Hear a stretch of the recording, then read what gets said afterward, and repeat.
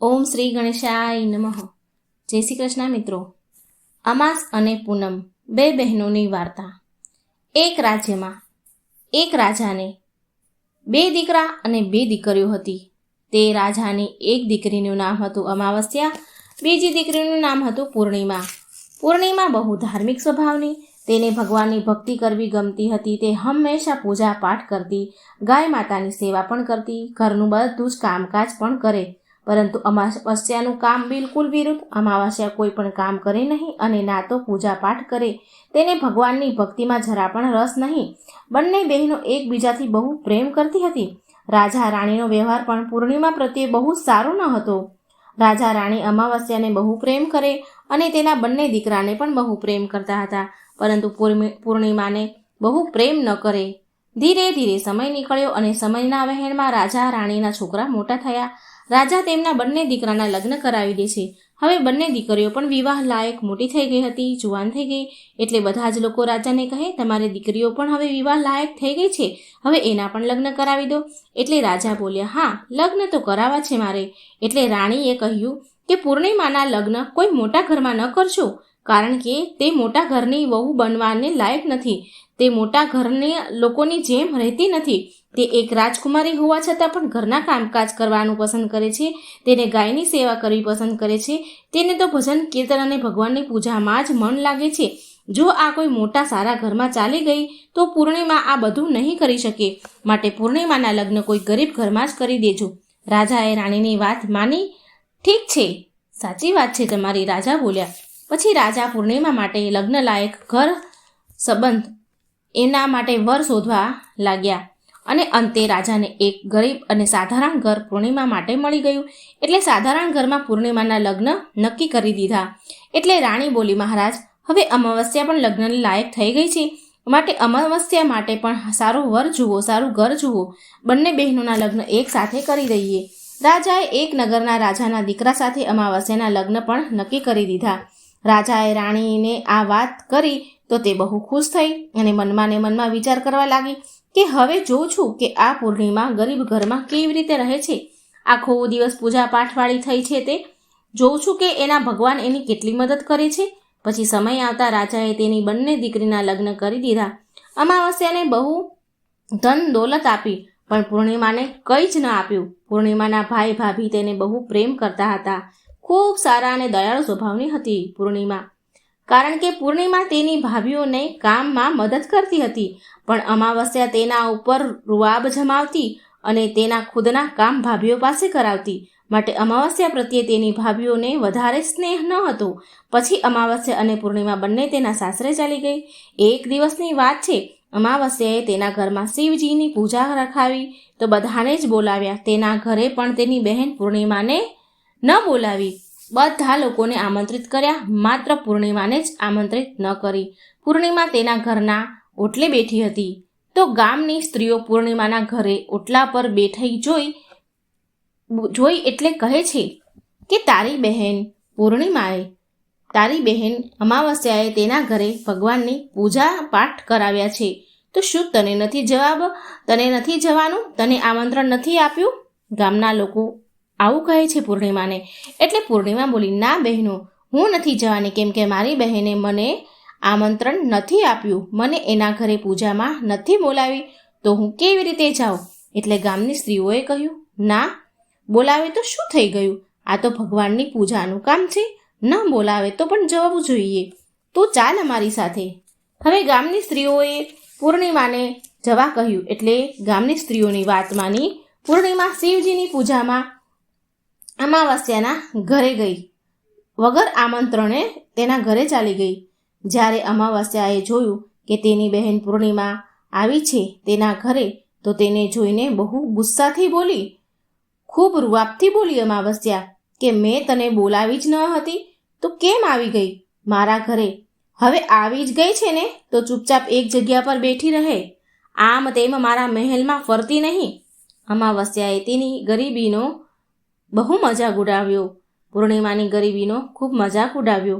પૂર્ણિમાની આંખોમાં તો આંસુ આવી ગયા. તે ગળગળી થઈ ગઈ. પૂર્ણિમા શિવજીની પ્રાર્થના કરવા લાગી, હે ભગવાન, તમે મારા પર ક્યારે કૃપા કરશો? મારી ભૂલ શું છે ભગવાન? શું ભગવાન પૂજાપાઠ કરવા, ગાય માતાની સેવા કરવી અને ઘરના કામકાજ કરવા શું કંઈ ખોટી વાત છે? ભગવાન હવે તો મારી ઉપર દયા ખાવ.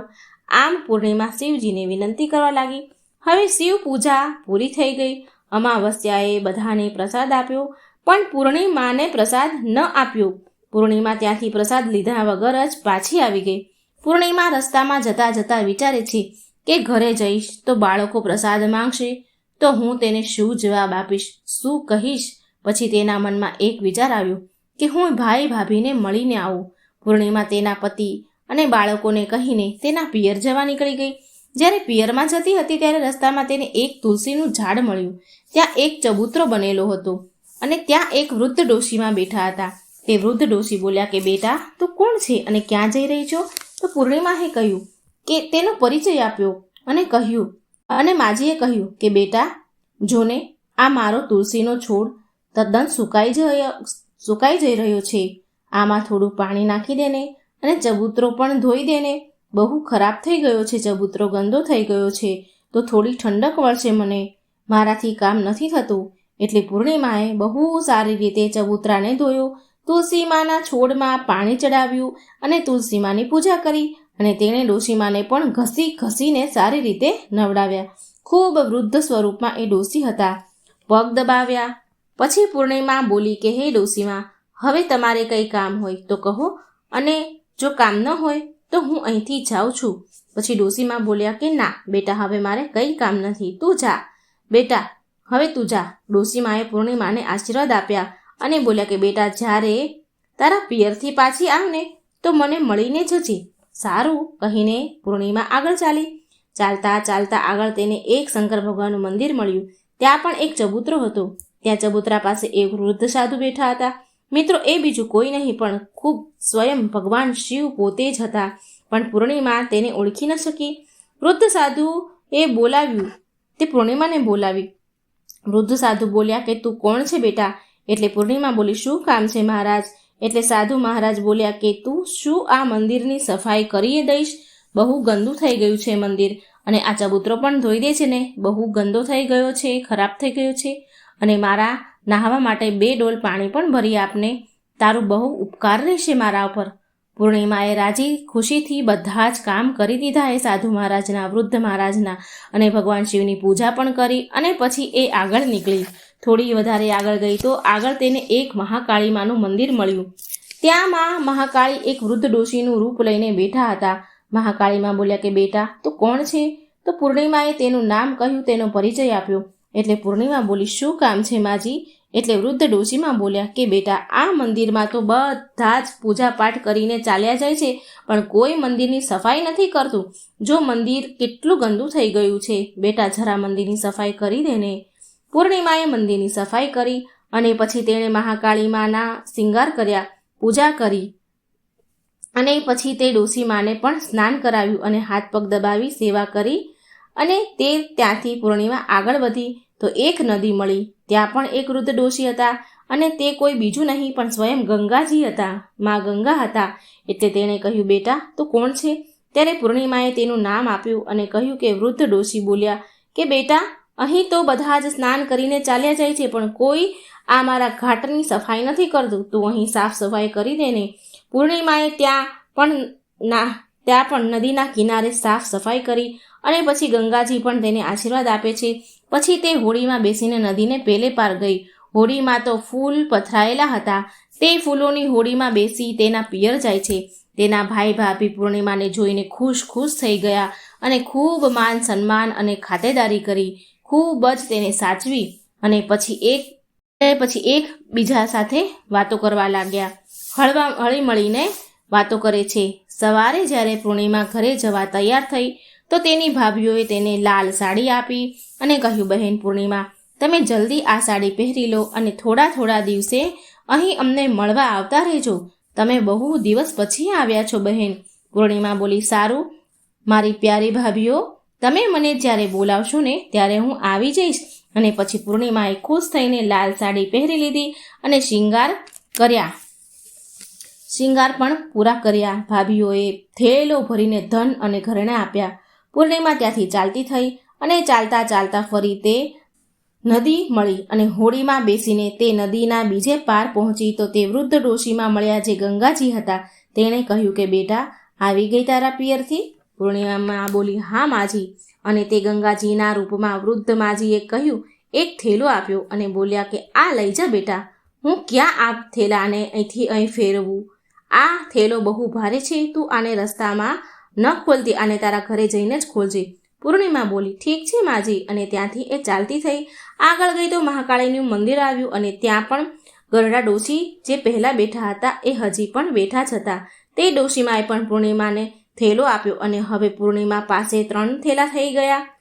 તે ત્યાંથી આગળ ચાલી તો શિવ મંદિર આવ્યું જ્યાં સફાઈ કરી હતી. વૃદ્ધ સાધુના રૂપમાં ભગવાન શિવ બેઠા હતા. એ ત્યાં આવી તો ત્યાં તેણે પણ એ વૃદ્ધ સાધુએ પણ પૂર્ણિમાને એક થેલો આપ્યો.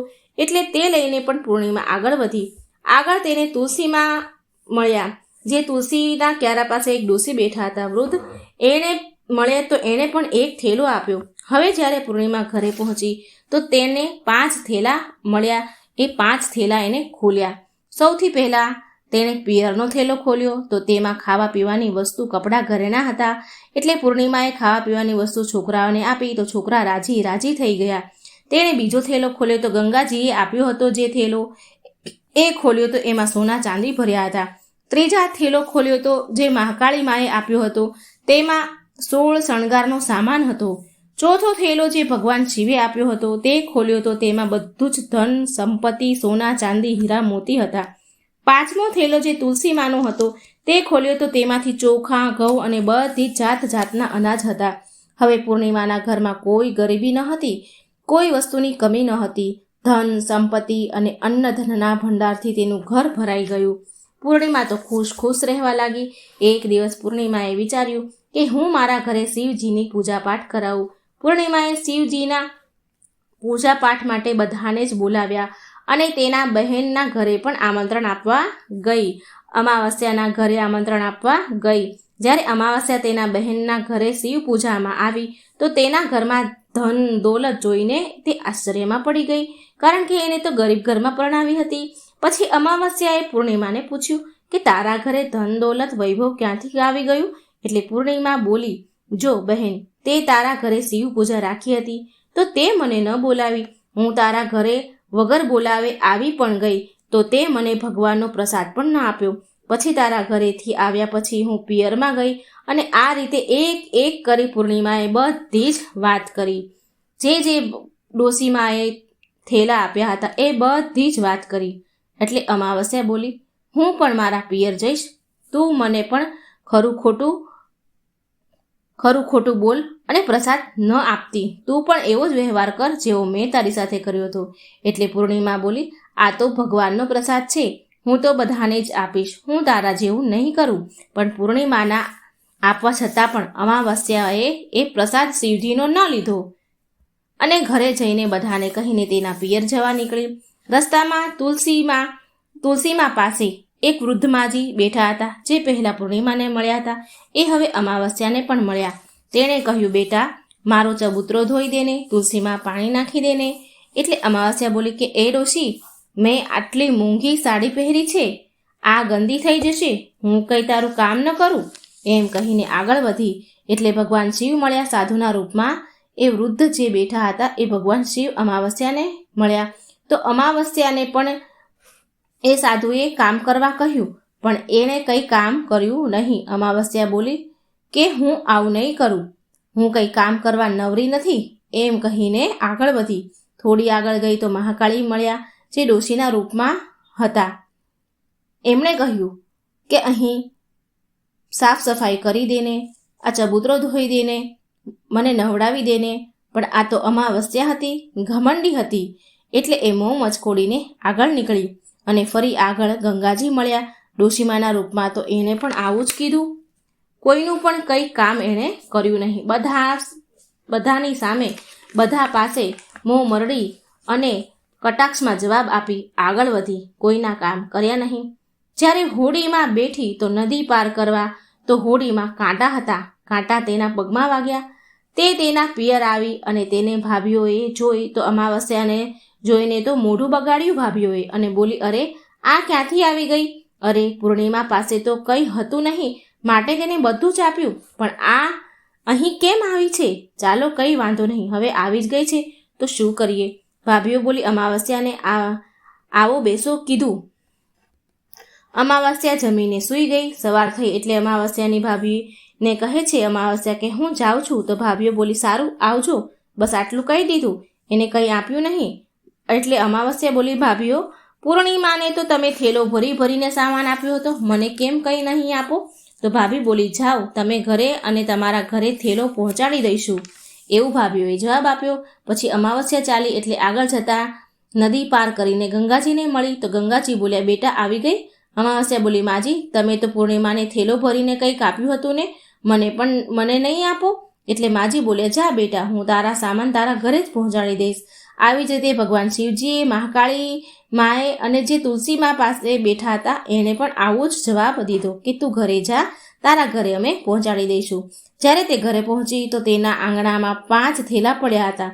જ્યારે અમાવસ્યા બધા થેલા ખોલે છે તો કોઈ થેલામાં માટી, કોઈનામાં પથ્થર, કોઈમાં સાપ, આવું બધું નીકળ્યું, કોઈમાં વીછી.